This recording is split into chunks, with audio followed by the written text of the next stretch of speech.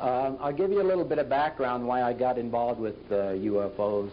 I'm a native Denverite. I was born about 20 blocks from right here. And back in 1958, I was in the Air Force, and I was assigned to Edwards Air Force Base, and I was also assigned to the flight line as a airborne radio radar technician, working on all the latest, quote, test planes. One day I was out with my Jeep, and I was running out to the X-15. And the X-15 at that time was the craft that came in. It didn't have wheels, it had skids. And went clear out to the north end, and I had to go out and do my post-flight on all the electronic equipment. As I went out there, nothing particular with the craft. It was there. I did my work when I got through, but I looked at my Jeep, and I had about 20 miles on it. And they would take my Jeep away if I did at least 50 miles a day on it. So I just threw my Jeep, put it on automatic, and went on out north. And there are several hangars in the north end of Edwards Air Force Base. The base is 60 by 90 miles long, to give you an idea how big it is. The runway at Edwards is about 22 miles long. It's paved about 5. When I went out there, I ran across a hangar that was open, and inside was a disc-shaped craft.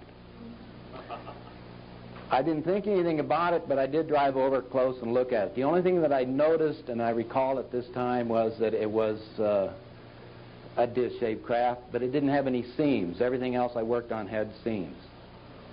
I didn't think anything about it, went back into the base, and I talked to my buddy who lived in the next room, who was a base photographer, and I says, tell me about the disc-shaped craft up there. I said, I'm working on the X-15. I ought to be able to work on that thing. He says, you know about that? I think you better go in and see the CO. So I went in to see the CO, and the CO gave me this kind of a debriefing. He said, if the public would happen to see it, you are to tell them it's an ion-powered craft designed by Sikorsky that's not flying in our atmosphere, but to be used in outer space. Now, my clearance at that time was top secret, and so I didn't think anything more about it. I'm gung-ho military. I was subsequently transferred, went overseas, and went through the service and went into guided missiles and a lot of other things. Come back out, went to Colorado School of Mines, majored in geophysics, went into business, and I have been a successful real estate developer. So I'm fairly independent at this point and do whatever I want. About 5 years ago, I was building a house for a friend of mine in Aspen, and his maid came in with a book, and the picture on the inside of that thing was almost identical to the craft that I saw at Edwards Air Force Base. I had to get a hold of a copy of that book, and it was written by a couple of people called Lee and Britt Elders in Phoenix. Well, I wrote a couple times, about 3 times, no answer. I just grabbed an airplane and went on down. Went in to see Lee and Britt, and the long and short of it was that they were broke, as typically I find most of the people involved. And he said, I really can't get you a book, there aren't any more, and this kind of situation. And he said, but what we'd like to do is put out a new book, volume 2, to show more pictures of the Billy Meier thing. Now, I'm mostly a businessman. Phoenix I was going to anyway. I was building office buildings and motels and restaurants down there at the time. So I told Lee, I says, really, it's been about 25 years since I've been out of the service. I don't know why the government hasn't released any of these things, but I'll do my bit. I'll finance your book. You got the money. I said, but one provision, I want my money back. That's all I'm asking, just to share. Well, got the book out. It was very successful. It's called, well, I don't know if it was successful at the time. It's the volume 2 of the picture book of the same thing. You'll see some volume 1s out in the hall. During this period of time, Mr. Elders had taken me to introduce me to a gentleman in Los Angeles. He didn't take me. I went over there, who had spent $750,000 making a movie on this case. So I thought that was all right. The information had to be put out. The movie, to me, would need a little bit of work, and so they needed a little bit more money, and I said, fine, I'll do that too, until I started to see all the legal ramifications. And the next thing I did was call Lee back, and I said, well, I better go check and see how much of this is really true. And so Mr. Elders says, you can't go over there. And I says, what do you mean, me can't go anywhere? So the next plane, I'm in Switzerland. This is the first time I get over and I meet a man who's never heard of me, and I've been putting all the money up for all this stuff, right? And we find out that in the UFO community, per se, we have a lot of people that has, quote, controls. They don't want the information out to the general public. The information that I found out over there was so profound that I thought I should share some myself with you, and subsequently went down and met everybody else, all the principals, as many people as I could, but the real story comes from Billy Meier in Switzerland. Now, what I'm going to show you today are a few of the several hundred slides that Billy has and he's taken. One of the unique things about this particular story is that Billy didn't take all the pictures. He had other people take some of them, had lots of witnesses. The last time I was over there, I was standing outside in the morning. I got up and walked around, and a neighbor farmer come over and he says, started talking to me, and I asked him, I said, have you seen anything out here recently? And he said, well, why don't you come with me? And he come over and showed me a footprint. And a footprint there, that's a big footprint. And he says, there's a man who was 7 meters tall standing here. So I confronted 7 meters, that's 21 feet. Now, he's gone. I ran back in and I talked to Billy. I said, 7-meter tall man out there. And he didn't just shrug his shoulders. He didn't mind at all. Didn't pay any attention to it. Didn't faze him like it was an everyday occurrence.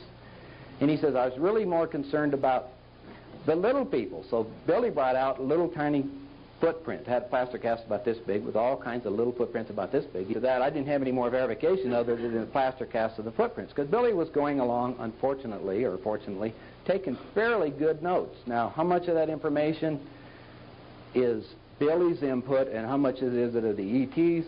We're kind of deciding at this point what is right. Now, what I'm trying to do is put the information out to the general public and let you decide. So we're in the process of translating the notes from German to English, and then we'll share them with people that are interested in it. There's 2,000 pages of notes. Now, as I go into these slides, and I think I'll get off the stage now and let you look at these things.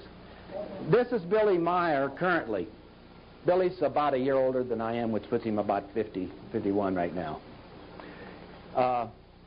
This is the man that his entire life has been involved with direct contact with ETs.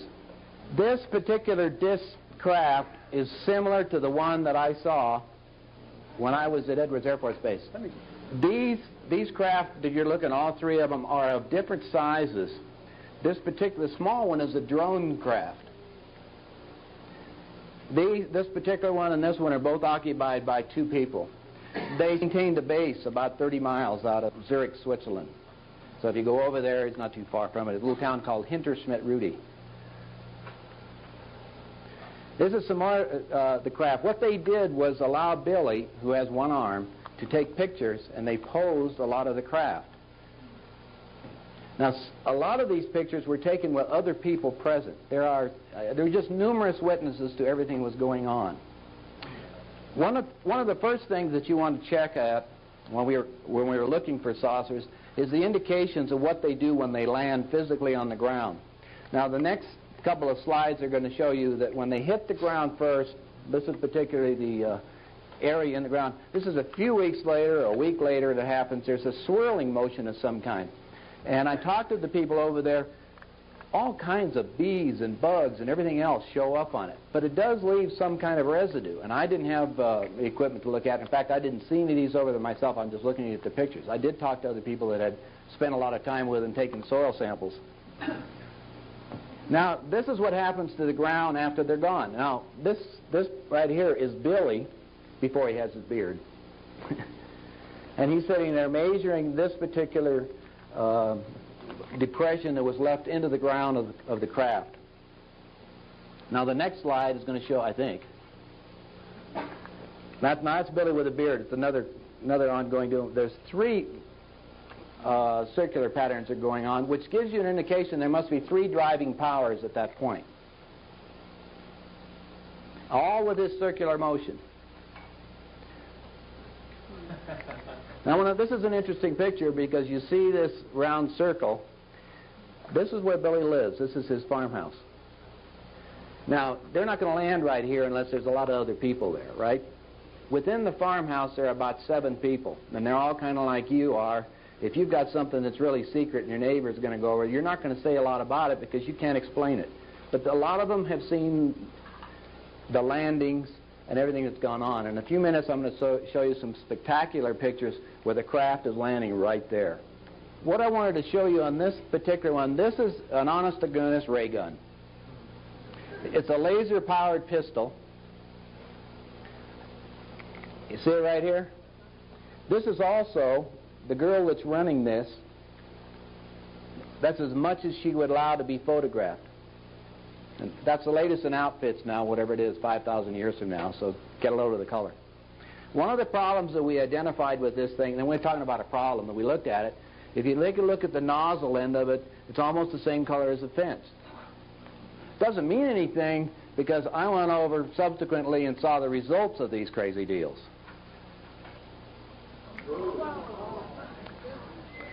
Now you see that hole? That's through this tree, which is about 15 inches. It's perfectly round, and you can see how the burn marks are around it. Okay, now there's another picture of the ray gun, and all you're seeing now is just the, I call it just their laser gun. She's an extraterrestrial? Yeah, she is an extraterrestrial. She's approximately, according to the information they say, they're about 5,000 years ahead of us technologically. See the craft? See the, I mean, you're getting a close-up. The latest variation that they have of this, because they're continually evolving their own, is about the size of a cigarette pack now. And they use that as a defensive weapon only. They go to a lot of planets, they quote, that are on various stages of evolution. Now we're back here to this tree with the same hole in it. Now this tree is about 24 inches across. Same hole. Now these holes are done just because they were just pointing them out like this. Billy was playing and he was with Semyasa, which is the girl, and I'll show you her picture in a minute. But it was basically having a little bit of fun with it and shooting 30 feet up in the air. This is a little close-up that I could take. Interesting. Okay. This is probably the most famous picture that we have, and this is a VW microbus. That's a little trailer behind it. This is a car. We have a moving picture with the car running right along behind it, and this is your craft. Now everybody that wants this picture, I have several of them over here on the desk that you can have. It has our address on it, so if you're interested in receiving the notes a little later, we'll be glad to send them to you. You can just write to it. But I have this picture for everybody that wants one.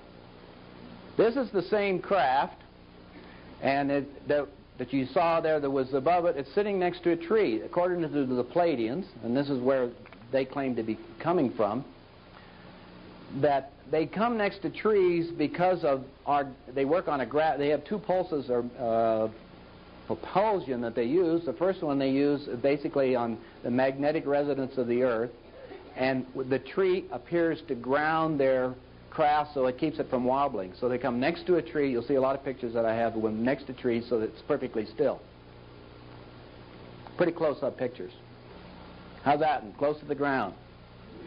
Call their crafts beam ships. They ride the magnetic beams through the universe. But the new ones, this craft right here, has a new technology which they developed, and they still kept the name beam ship, but it does work on a new drive called tachyon drive, and they do, their planet supposedly is 350 light years away, and they do it in about 5 minutes now. It used to be 8 hours of travel. Yeah, it used to be 8 hours. Used to be 8 hours of travel, and it's about 5 minutes at this point. Okay. So I've seen a closer picture of the craft on the ground. This is in front of his house. This is a two-man craft. Remember, the other one you saw up there was bigger. They have all kinds of sizes. I didn't bring some of the slides along. I have some pictures where they had maintained what they call a mothership on the other side of the moon just to keep it away from things. The little balls in them appear to have what they use in creating this magnetic wave. Now, we have this on tape so you can listen to the magnetic wave, the frequencies vibrating. But they create a magnetic disturbance. It's on a vertical axis. We do know that much about it. They wouldn't give us all the propulsion. But it's running on a vertical axis that goes on up for around in our Earth's atmosphere. Now, a good friend of mine took these pictures and examined them very carefully. And his name is Wally Gellerman. He won the special effects for 2001 Academy Award. And Wally said, we were talking about making a movie. And he said, well, I could do that, but it cost about another $350,000 to $400,000 in special effects to make it done. He says that a one-armed guy in Switzerland with no technology is not going to do this. That's just another horizon picture with the craft up above. This is a disc-shaped craft again. This is the earlier variations, if you want to call it variation 1 or 2, whatever model is. Again, next to a tree, so you can get an idea. Billy lives in a beautiful part of Switzerland. Billy would set down a tripod, and he would put his movie camera on. This particular photograph is of another variation of the craft that has gold around the side of everything else. I don't have the one. It shows a French Mirage fighter that made about 20 passes against the craft, burned out all the electronic equipment on it and everything else.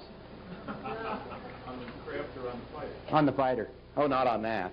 What they tell us is they don't care about anything. They put a force field around the craft so that if you would shoot a missile or a bullet or anything else at them, it would automatically deflect it or go on with someplace else or come back at twice the amount. It doesn't bother them. They have to have that to go through space, because there's a lot of particles in space. There's the same craft. Is the fighter up there? I can't see.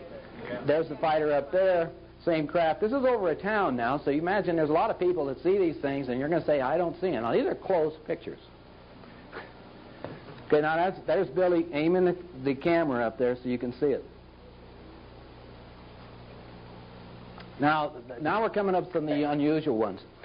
Billy is being visited by a lot of ETs. What they tell us, when I was asking him about over there, and it appears in the notes, everybody's brain works like a liquid crystal, like a little vibration. And that we're all putting out waves, like if you're walking down the room, automatically you're picking up somebody else's thought, or you can feel them behind them. Anyway, you're emanating these waves throughout the universe. Everybody is. And it has its own, what they call a mind card, its own frequency. Everybody's on their own. And they tune into it, they being whatever our extraterrestrial visitors are. They appear to be coming from all different types of physical dimensions as well as other physical dimensions, non-physical. This particular light, which is referred to in a lot of places throughout the world as this was right over outside of Billy's window, he was taking this one. This is a craft that was coming from the non-physical, in other words, into electrical energy, down, condensing into matter, because they go at such a speed, they convert matter into some type of an energy and transfer it from one place to another. There's that same energy at night. It was so bright. Here's his house again.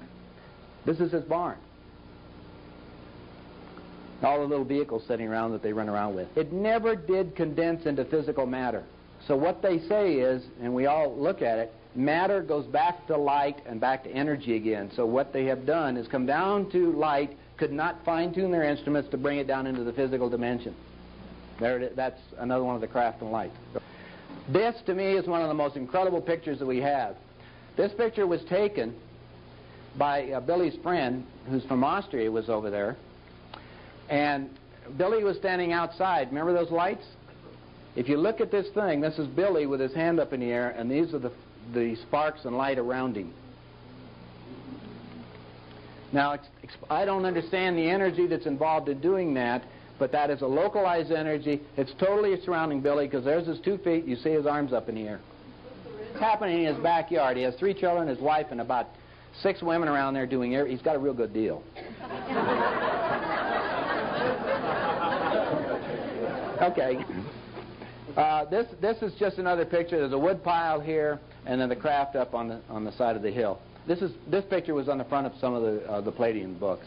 Now, this is the only picture that Semjase would allow with just a drawing of her, because she is walking among us. She doesn't want to be recognized at this point. What they say, and then this is if you're coming back into some of the information, Billy has a mission. His mission was to have the most, what they say, the most and the best of pictures in anybody in the world, which I feel he has. The second thing that he has was to give what they call the spiritual information. And that's another story. It gets really into some heavy information that would change things a little bit. Not really, but it gives a different perspective on the creation.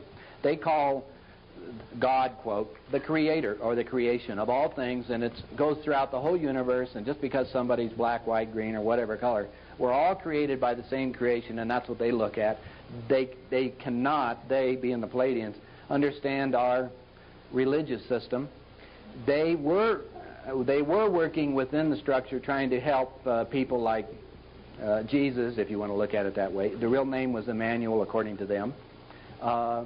Disseminate the information that we are all part of God as such, rather than separating it. That's part of his message, and Billy took on the task of telling the world that here I am, I've got contact, they don't want to talk to you because of something in his crystal that he's sending out, and he's being visited by all kinds of people. Like I said, when I was over there, that man